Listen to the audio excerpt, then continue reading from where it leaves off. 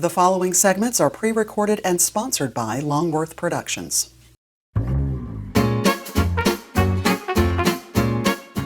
A new home for Triad Today.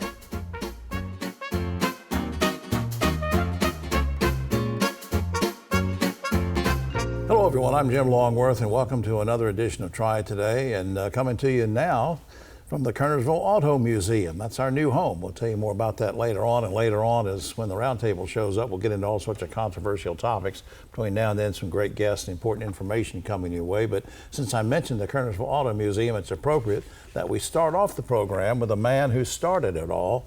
Jim Taylor is with us, founder of the museum, former president of Piedmont Aviation. Good to see you, Jim. Thank you, Jim. Thanks for being here. I'll just say that you're sort of the epitome of the American dream. You started off as a baggage handler, and then you ended up being the CEO of Piedmont Aviation. So at what age did you first get interested in airplanes? Was it as a little boy or what? I always loved airplanes. Working on the farm, every time an airplane would come over, I'd have to stop and check it out. Yeah. So you could recognize what kind of plane it was and everything? I sure could. And you have, you still have a Beechcraft? I have a Beechcraft Bonanza that I've owned for 35 years. How about that? Yeah. And Jim told it, for the folks at home, Jim told me it was all right to tell on him. He's 86 years old. He gets in that plane and flies his family down to the beach and all sorts of things. So, hey, look, let's switch to talk about the museum, because that's why we're here. And first of all, I want to thank you for your hospitality, letting us make this our new home. Oh, you're more than welcome. Why did you create this museum? Well, actually, I guess, Jim, you'd have to say it started back when I was 16 years old. I grew up on a tobacco farm here in this community, and after having sold my tobacco and purchased my school clothes for the coming year, I had $75 left to buy a car with. Okay. My dad and I looked quite a number of weeks for an automobile. What did you decide on? And the only thing we could find for $75 was a Model A Ford. That was 30 years old by then. That was 30 years old. How about that? Is that the one? Now, you dated your wife in that, didn't you? That is correct. That's got some history, and there's a replica of that back here, too. What all will folks see when they walk in here at the museum? Because we want families and everybody to come in here. Well, we have cars here from 7 different countries, about 50 automobiles, and we have a number of cars that are classic, some are exotic, some are vintage antiques, and we have on a range from a 1921 Model T Ford depot hack through up to 2023 Corvette. How about that? And circling back to the first question, and I should have continued on this, but I was so excited about the cars and everything. But, this is something, Jim, that people of all ages and genders and everything, when they walk in here, they're going to love it, aren't they? They do. Isn't that kind of why you also started the museum? It's for everybody? No doubt about it. No doubt about it. As you mentioned, I have been had a successful career at Piedmont, and this was a small way. I've been tremendously blessed, and this was just a very small way in giving back to this community that's been so good to me for so many years. Now, and it's free to come in, right? That is correct. You can have community events and things, because on the other side of the cameras, people can't see this, but there's a whole cafe area, and plus you can rent out the facility and have things here. So we'll put up a website. Let's go ahead and do that, because the museum is open Friday through Sunday. Admission is free. We got this on screen. It's a 501c3 organization, so donations are welcome. Now, the website is KernersvilleAutomuseum.com. I'll say that again, KernersvilleAutomuseum.com.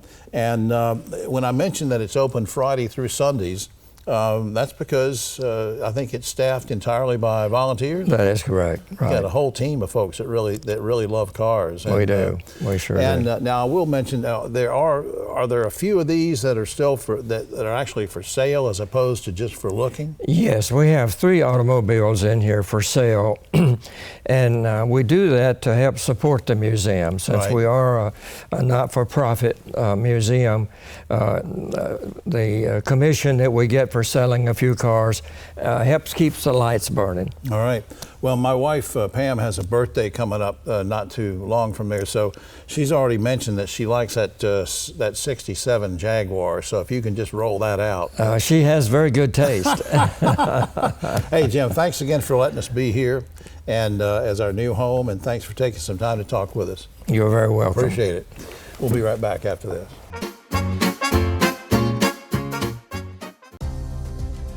North Carolina's economy is growing, bringing new businesses and opportunities. The need for electricity is growing too. At Duke Energy, we're meeting the challenge, providing even more electricity that's cleaner, reliable, and that stays affordable. We're getting out of coal and reinvesting in our communities with a diverse, balanced mix of energy sources and making targeted upgrades to the grid so that North Carolina can thrive in a smarter energy future. Back now on Triad Today. Always glad we can spend a few minutes with the good folks from Duke Energy, and of course my buddy right next to me, Jimmy Flythe, Director of Government and Community Relations for Duke Energy, and Jimmy's special guest is Bill Roberts, Manager of Economic Development. Good to see both of you guys. Thanks for being here. Having us. Yeah. Jimmy, let me start with you. I know that North Carolina is seeing a lot of growth. We've talked about it before on the show, but now how is Duke Energy involved in that growth?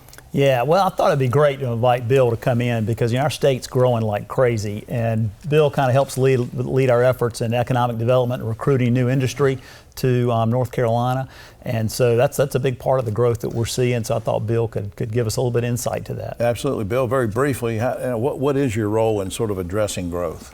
Well, so my role as an economic development manager is really to partner with other folks involved in economic development to help them win projects or support expansion of existing businesses. Right. So if I've got a business, I'm thinking of hiring 100 people. I'm coming from West Virginia. I'm going to open a plant here or something. I'm thinking about different states, and I'm looking at North Carolina. What do you meet with them and talk about their needs and things like that in terms of what's the capability with power usage and that kind of stuff? So if you're coming from out of state, typically you come through our state organization, the Economic Development Partnership of North Carolina, and they'll work with, like I said, local partners like Greensboro Chamber, Greater Winston-Salem Incorporated, City of High Point. Different counties have different organizations, but they'll work through them and they'll involve me. And my role is sort of to help them understand the electricity landscape and sort of how things work, because for the most part, folks don't understand it. Right. So I don't understand anything. That's why Jimmy has to talk real slow to me when why do you think we've been so successful in attracting all this growth? Well, North Carolina has been successful for a number of reasons. Number one is a great business climate, right? Our environmental regulations are reasonable. Our taxes are reasonable. We have a strong workforce. Our education system is helping to turn out, good skilled workers on a routine basis. And I think the other thing is because of all that, and it's a great place to live. Yeah. There's a lot of people moving here, and so companies like the idea of population growth too. It helps them. Yeah, and Bill, don't they sort of, the CEOs and planners of these companies, that prospects, don't they sort of have their own internal checklist of what you mentioned education, you mentioned all these things, tax rates. They sort of have their checklist of what's important to them as far as like qualified workforce and stuff like that, right? Well, so workforce not historically, but in the last few years has moved to the top to sort of become the number one thing, right? If I can't get workers, now finding workers is hard everywhere. So, but we have a better story to tell in North Carolina, we believe, than other states. But a couple other things. One of them is land or infrastructure, right? If I can't find a site or a piece of property to build my plant on, or if I can't find, a lot of them are looking for a building. If I can't find a building to move into, then they're not going to come. And then there's the infrastructure part where Duke Energy comes into play. Right. They're looking for power, they're looking for water and sewer, natural gas, sometimes broadband or fiber access. Boy, there's a lot of stuff, Jimmy, that Bill's been talking about that really comes into play. I was kidding a minute ago about me not understanding. Well, I don't understand a lot of things, but that's a lot of stuff behind the scenes. It's so important to companies coming in here. Going forward, how is Duke Energy planning to meet this need for increased power? Sure, yeah. Well, we're seeing unprecedented growth. I mean, well, maybe not unprecedented, but we haven't seen this kind of growth in demand for electricity in decades, probably back to the 70s, 80s. But for Duke, it's kind of an all of the above approach. We're planning new generation. We just recently got the extension on our license to operate the nuclear power plant down in South Carolina, and so we're trying to extend those. We've got plans to build a new nuclear station. We're working through that site permit we've talked about before up on Ballew's Lake.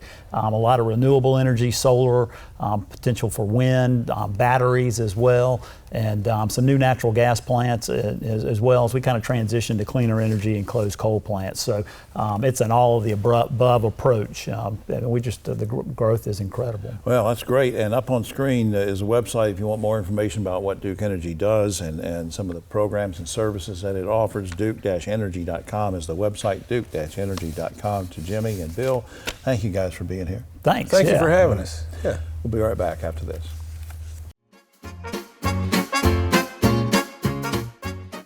Hi, I'm Jim Longworth, reminding you that Triad Today also airs on GTN Spectrum Channel 13 and streams on WFMY Plus, free on Roku and Amazon Fire.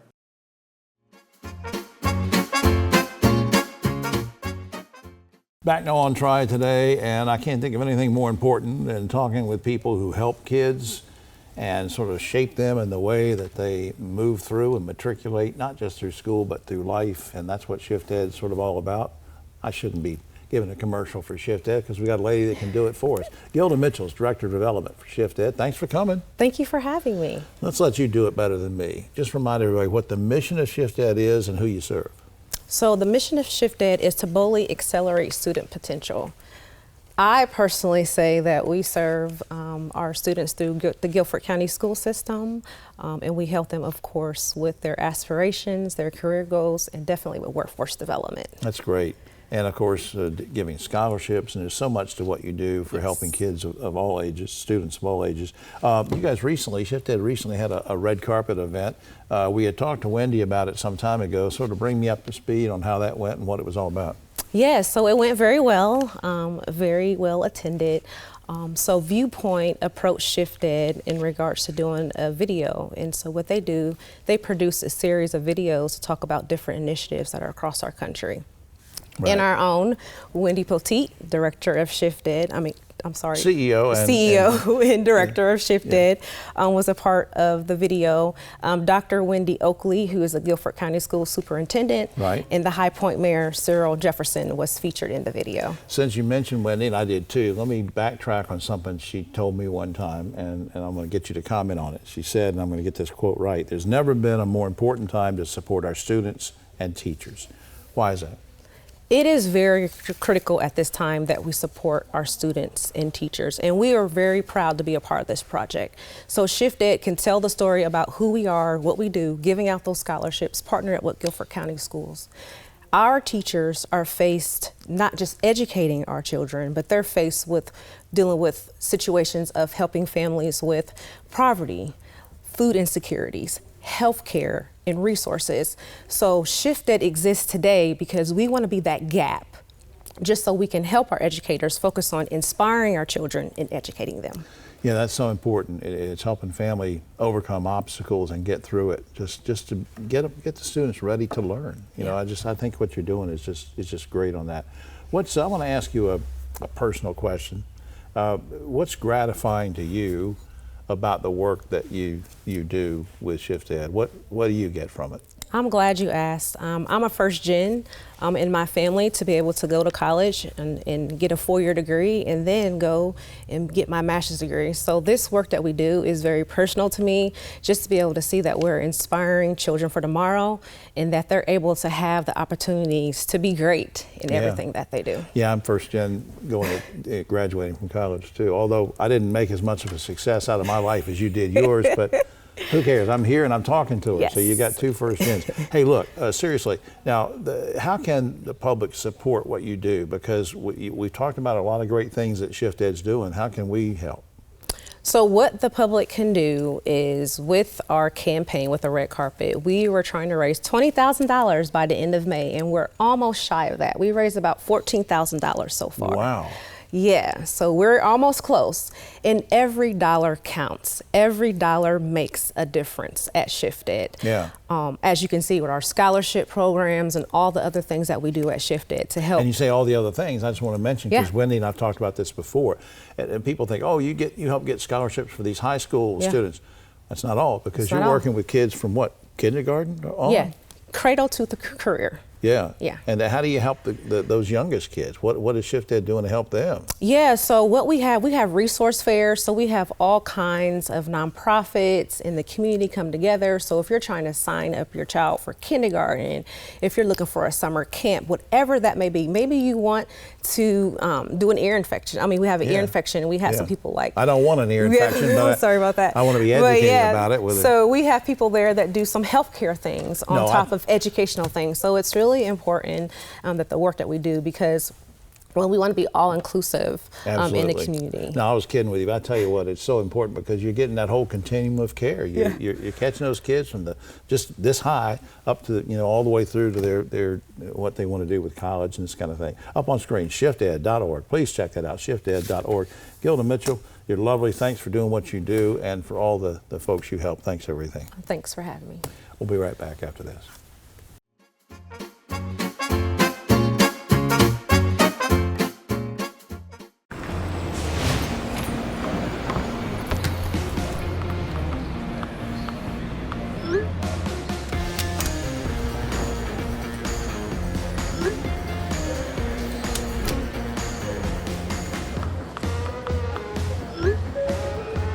Now boarding zone 3.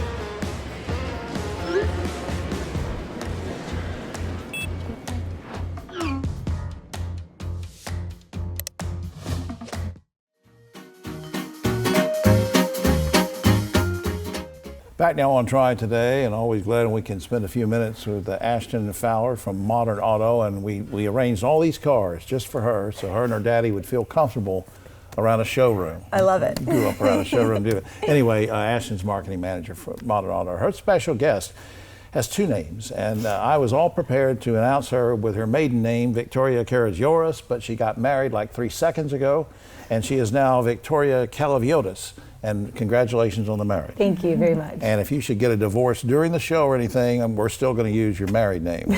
They're all Greek to me. That's funny. I like that.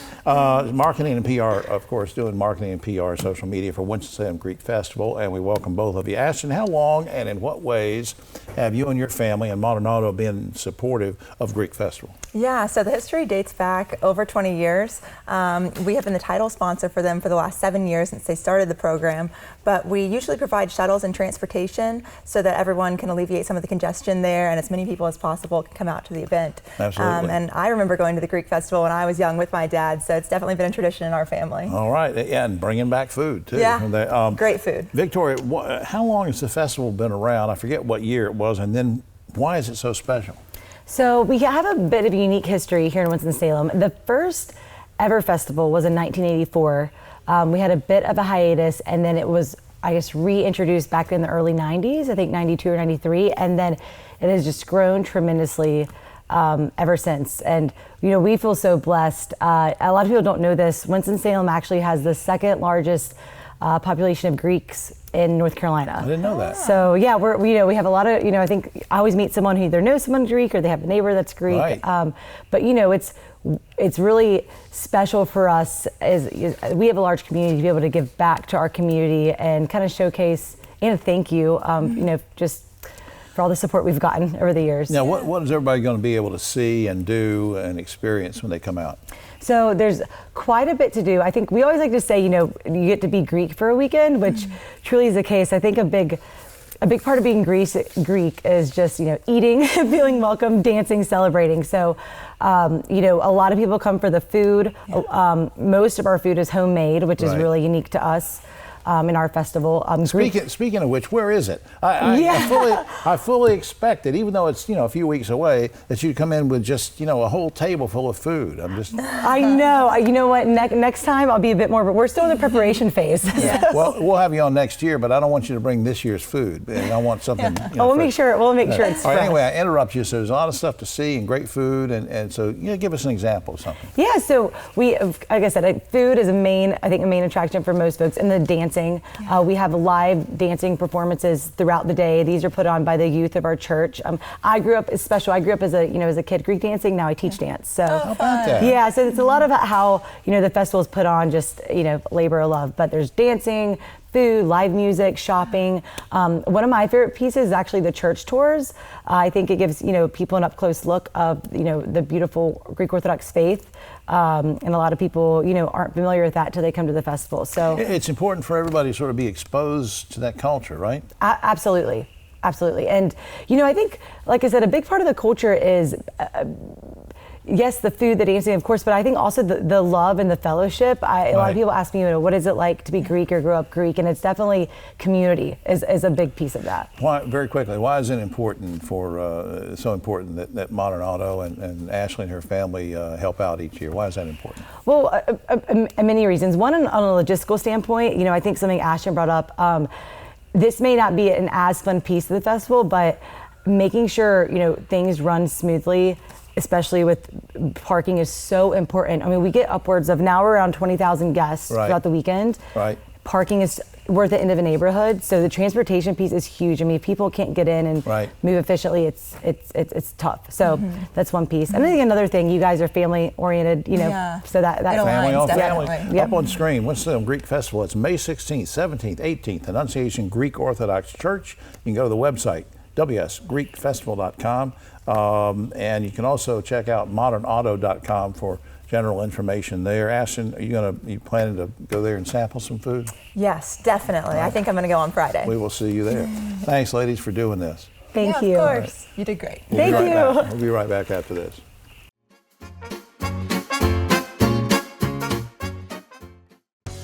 Hi, I'm Jim Longworth, reminding you to catch my column Longworth at Large and Yes Weekly every week. It's available throughout the Triad, or you can go online, yesweekly.com.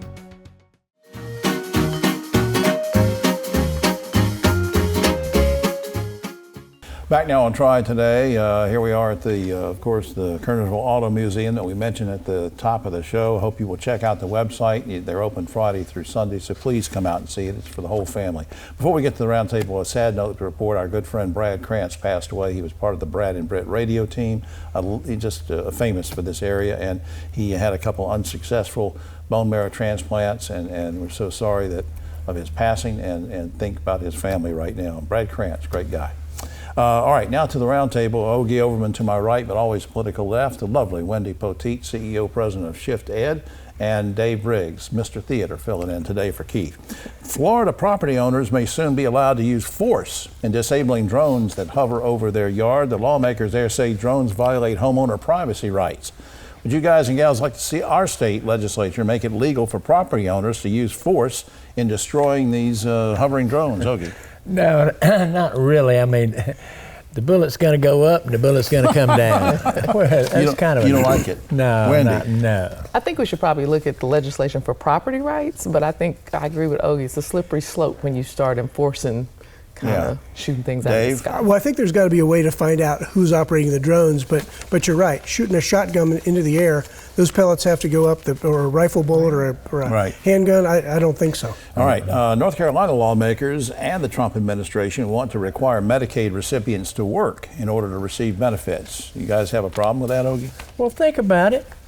I mean, most of the people that are on Medicaid are there because they can't work. Right. I mean, or if they could, they got a child, and then they have to pay for a child. That's just totally illogical. Wendy. I think we have to acknowledge that a large percentage of people that get Medicaid do work, but in unstable jobs, low wage jobs. As somebody that was on Medicaid, I think we set legislation based on what we think and not real world experience. Right. All right, Dave. Yeah, well, Ogie's going to be surprised, but I actually agree with him. Right, I do think, though, that it would be nice if those folks who are on Medicaid who can't work potentially could volunteer in places. All right. State legislators just increased the amount that individuals can contribute to a political campaign up to $6,800. Now, if I'm running for office, I can give as much money as I want to, or my wife can. Seems a little unfair because then you get all the rich people in there and this kind of thing. But anyway, should the limits be the same for candidates and their spouses as it is for everybody else? Okay. Well, yeah, I mean, it really goes back to Citizens United that where there's no limits to anybody can contribute as much. Why would it be any different for that? Wendy. I mean, I think there should be limits because it only allows the independently wealthy folks to hold the seats and pretty much buy them. Who are out of touch many times, which goes back to your comment about the Medicaid. Dave. I sort of agree with the limits issue, but I'm not sure that level. I think if you've got the money to be able to run for office and want to do that as a citizen, that you should be able to put as much money into it as you want. All right, the Trump administration says students who don't repay their federal student loans will have their wages, pensions, and tax refunds seized. You okay with these penalties? And if not, are you okay with any penalty, Ogie? No, I don't like that idea. That's another dumb Trump idea. Typical Trump. Don't like it. Not Wendy. at all. I feel like when the cost of education has outpaced income growth, you have to have some accountability. But when you graduate with $100,000 of debt and you can only make $50,000 a year, where does that limit come? Like, how are you fair about this? Of course, people know from you being on the show so often that you're very instrumental in helping lots of kids get scholarships and this kind of thing. And there are other things, Pell Grants, all sorts of things available. And I think kids want to try to pay these things back, but seizing assets and things, I don't know about that. Dave? I've long time been a proponent of reducing the student loan interest to 3%. It went up to 6% several years ago. I think that would help control it. Seizing and getting their assets. Frankly, if I have a home mortgage, I signed on the dotted line. I decided that I wanted that mortgage. I decided I wanted to buy the car.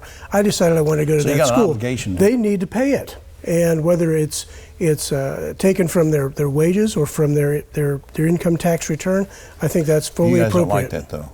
Not at all, because the people that are making these decisions are the millionaires and billionaires who don't need student loans. All right. It's not real world experience. But they paid theirs back. Former President Biden declared Columbus Day was also Indigenous Peoples Day, but Trump's getting rid of that. It's just now going to be Columbus Day. Anybody have a problem with that one way or the other? Why would you do that? Trump doesn't even like Native Americans now. He didn't like anybody but Caucasian males. Yeah, that's right. Good Lord, that guy needs to be institutionalized. I'm safe now. I'm safe from his wrath. You know, yeah, well, so am I, but it didn't come after me, so it's okay. Right. Wendy. So, being from Native American heritage, I'm still going to celebrate Indigenous People Day. I just feel like you are able to celebrate history and tell the full story, both sides of it. Dave. I agree exactly with Wendy. There's no reason to cut one out. Finally, the makers of Monopoly are now offering a version of the board game where players use a banking app instead of paper money. Guys and gals, do you prefer paper money or an app? Ogie. Jim, I'm an old guy. I don't do apps if I can help it. You want that paper money? I like that folding money. Wendy, what do you think? I'm a big Monopoly fan, so the nostalgia of it and being able to stack my paper and bankrupt other people is very appealing to me. That's right. You love that. I love it. I knew you were. Dave. Another way for people to not be able to use math in their daily lives by actually using currency. There you go. Well, that's all the time we have. Oh, except for this. Some scientists in France have just recently discovered that there are some insects that can live for millions of years without having sex. It's sort of like grown men who still live at home with their parents. For all of us here, you like that? That's good. For all of us here on Triad Today, I'm Jim Longworth. We'll see you next week.